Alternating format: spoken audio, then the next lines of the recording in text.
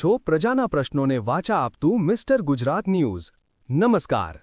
રાજ્યમાં કાર્યરત આશા વર્કર મહિલાઓ દ્વારા ગંભીર આક્ષેપો સામે આવ્યા છે કે તેઓને લાંબા સમયથી યોગ્ય વેતન અને પ્રોત્સાહન રકમ મળતી નથી, જેના કારણે તેઓ આર્થિક અને માનસિક તણાવનો સામનો કરી રહ્યા છે।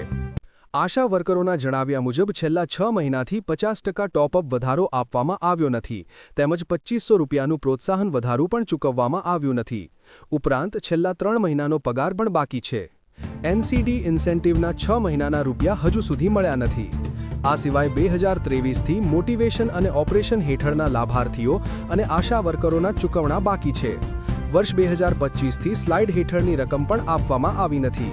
સીબીએસઈ વર્ષ 2023-24ના રૂપિયા પણ બાકી છે।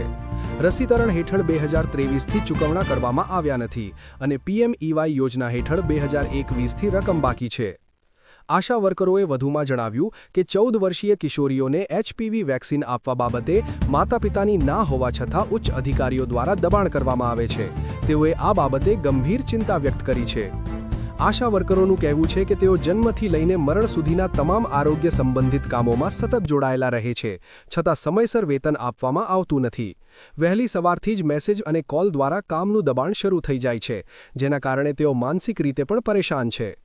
આ અંગે આશા યુનિયન લખપત પ્રમુખ કૃષ્ણાબેન મીઠુભાઈ ગરવા, ઉપપ્રમુખ પ્રફુલ્લાબા ઝાલા, આશા ફેસિલિટેટર મીનાબેન સતવારા, પ્રેમિલાબેન મહેશ્વરી તેમજ અન્ય આશા ફેસિલિટેટરોએ એકમતથી સરકારને તાત્કાલિક બાકી ચૂકવણા કરવા અને યોગ્ય વેતન વ્યવસ્થા સુનિશ્ચિત કરવાની માંગ કરી છે। આશા વર્કર મહિલાઓએ ચેતવણી આપી છે કે જો તેમની સમસ્યાઓનું ઝડપી નિરાકરણ નહીં આવે તો તેઓ આગળના દિવસોમાં આંદોલનનો માર્ગ અપનાવશે। Report by Vinod Goswami. સત્યતાની સાથે સ્પષ્ટ વાત।